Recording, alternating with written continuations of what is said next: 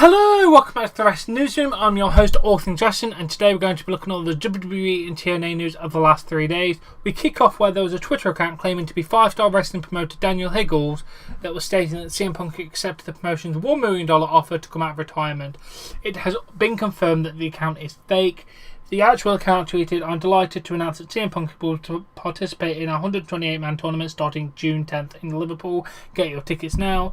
And then 5star's actual Twitter account said, "To be clear, the Daniel Higgles account is a fake account. This tweet was not made by anyone affiliated with 5-Star Wrestling." Fair point. There's a lot of hype around this, so cannot wait to see what happens.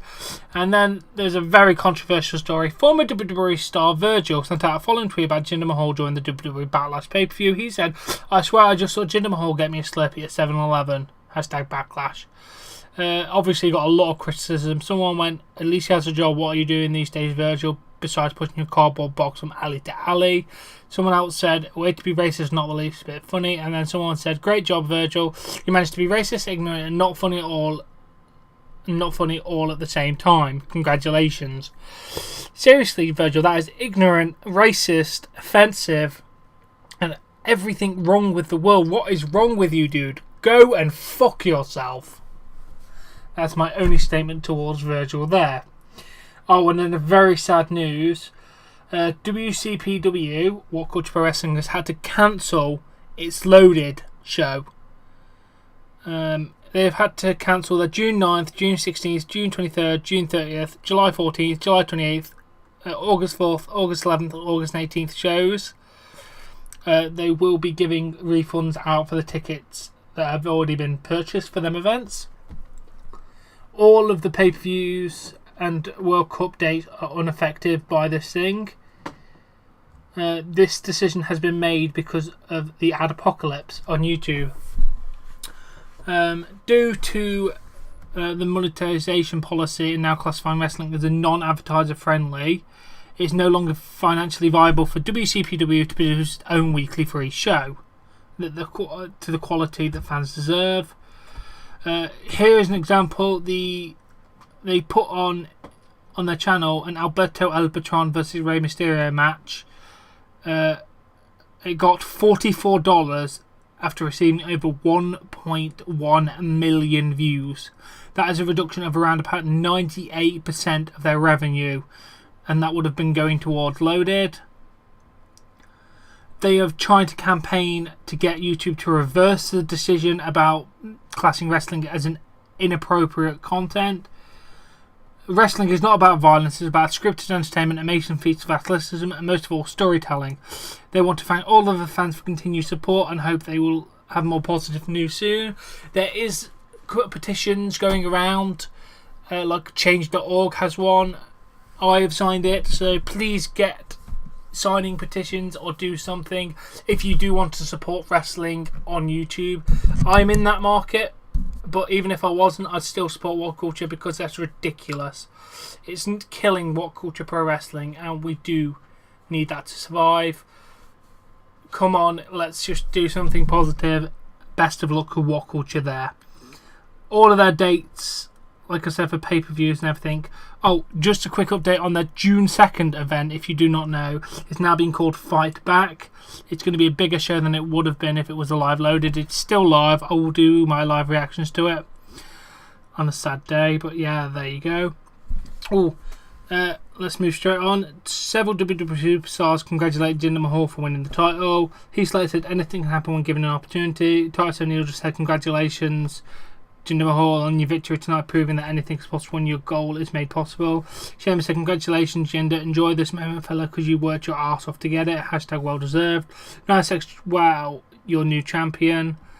Congrats, man." And then James Ellsworthy, said, "SD Live is truly the land of opportunity. Congratulations, Jinder Mahal." Good point. I like that. And then, according to Dave Meltzer, WWE sold about 9,500 tickets for the WWE Backlash pay-per-view without announcing any matches. Very interesting. However, ticket sales stalled completely once the matches were announced. WWE ended up selling around about 9,800 to 10,000 tickets for the event. It was not a sellout. The lack of sellout could be attributed to the high ticket prices, but WWE still made good money because of those high ticket prices. That's good though. And then Dave Meltzer noted the push of Jinder Mahal was nothing to do with TV ratings, but rather marketing Mahal in India. As he mentioned, that there's 1.5 billion people in India, and they're looking to go in that market. With that being said, they're looking to give him a lengthy title reign, which is good, I guess. And then the belief... Oh, and then in an interview, Jinder Mahal reveals that he did not know he was going to win the WWE title at Backlash until the day of the show. Vince McMahon's reaction, according to Jinder Mahal, was, Vince was very happy. He's really proud of me because Vince knows how much I've worked and how much work I put in. I told Vince, hey Vince, my goal is to come back every week and improve. Every time you see me, I'll improve. I'm going to get better on the mic. I'm going to get better in the ring. I'll be in a better shape every week. Well, I do hope, mate. Please. You are good right now. You can be amazing. You've got the potential. Oh, and then we got wrestling drama. I don't know. Wrestling drama. Massive update on the Hardy thing. We'll start from the beginning. Ed Norholm did an interview with Live Audio Wrestling and talked about the legal situation with the Hardys over the gimmick. He stated in the interview, I don't believe I have ownership. I know I have ownership.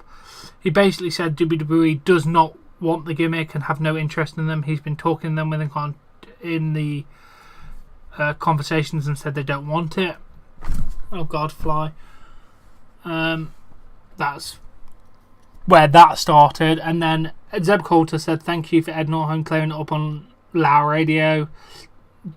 Impact Wrestling owns Broken Brilliance intellectual property 100%, no dispute. Reby Hardy responded with giving an interview on your own network, lying through your teeth is now considered news. 3 laughing face emojis. Apparently Live Audio Wrestling is a part of Anthem Entertainment and Sport and Entertainment, whatever the hell they are called. Which is find it really funny there. Matt Hardy chimed in noting that Senior Benjamin was never paid even though he was supposed to. He went, wasn't TNA stop short and never paid a penny even though promised. He never signed a release to use his footage. That isn't legal. Hashtag DTO. Okay, this didn't stop here because then Ed Norholm, EBN in the messages. Oh, that's what it's saying in the messages. Did a response to the legal thing, stating that Impact Wrestling owns the intellectual property. That's how the contracts work. There's been log communications with Matt Hardy's to declare that they have not been avoiding their lawyers. There's been apparently texts between Ed Norholm and Matt saying they want to work some deals out.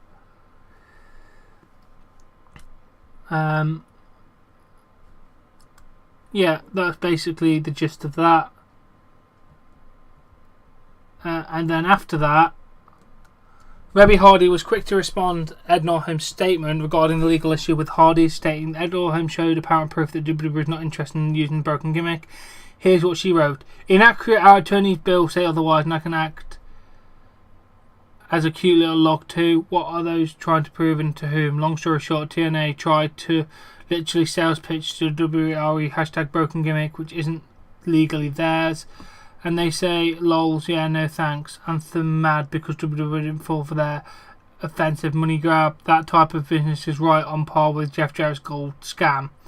I think it's cute that TNA feels the need to prove themselves with to randoms on the internet.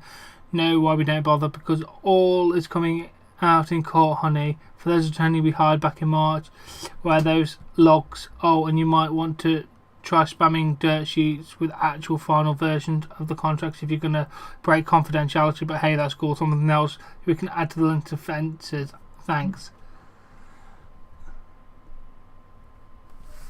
Ooh. I would like to mention at this point, didn't they sign contracts to Billy Corgan and Dixie Carter and that company, not technically Anthem Sports and Entertainment? So, because their current contracts end and didn't sign one with Anthem Sports and Entertainment, won't any contract there be null and void because it's a different company? Just making that point, even though it's they don't own it anyway. She also directed the following message to Eduardo. Y'all are a joke, and that aspect alone you're already lost, but we can and we will make it official, my dude. And then Matt Hardy took to Twitter to respond with a statement of the Eduardo issue himself and said, I tell the truth and I don't need to desperately overcompensate to prove my public credibility. My facts will be shared via the correct venue. Basically court.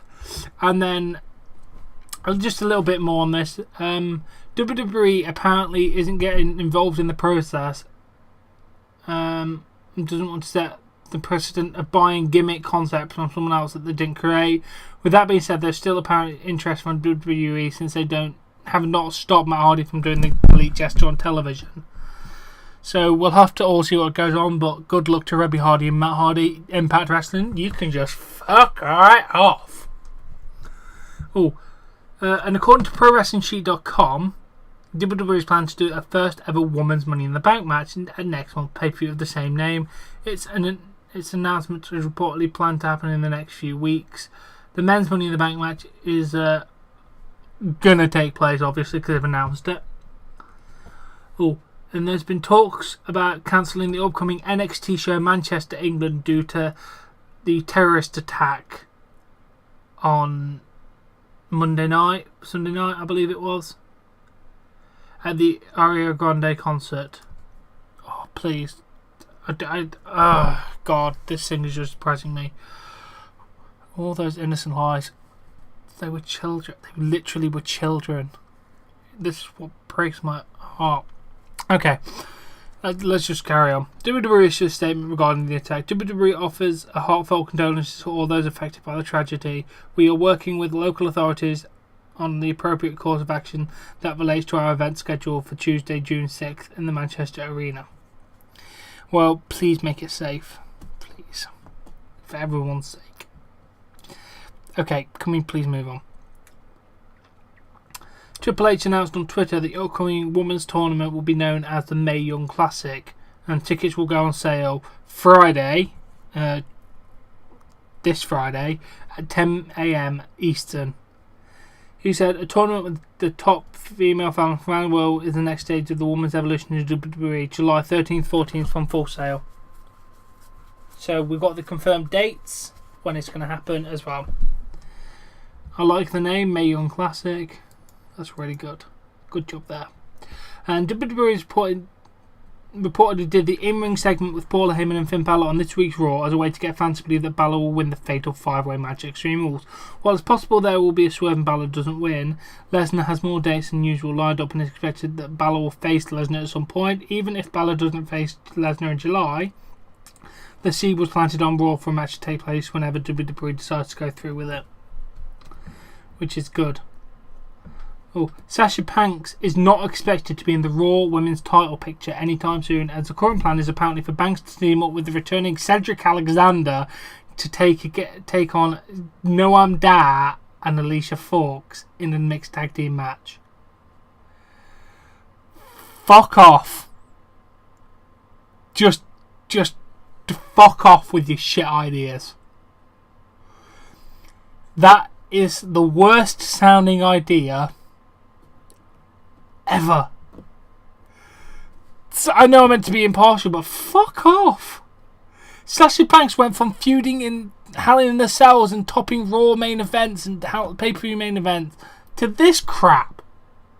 WWE, sort your shit out. Moving straight on.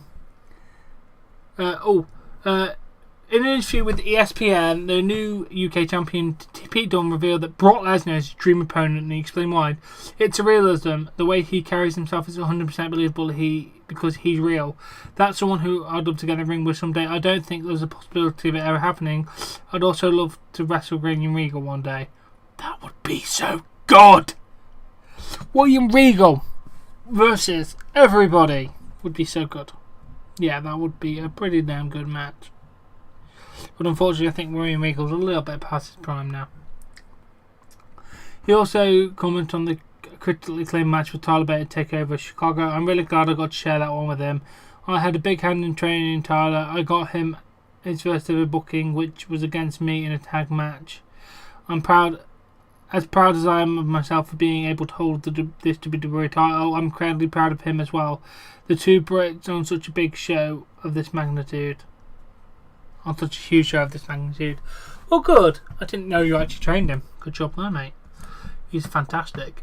For those wondering why the Hardys chose a steel cage match in place for Extreme Rules instead of a ladder match, it's believed that WWE made the decision because there has already been several ladder matches on television recently. Additionally, in addition to Hardys returning for a ladder match on WrestleMania, there's also a ladder match at NXT TakeOver Chicago and the Money in Bank ladder match, which is happening next month. Fair point. Fair point. Even though it would have made a lot more sense. And then in the interview with Josh Barnett, Jinder Mahal talked about what he'd do to get Fantasy Women's Championship material.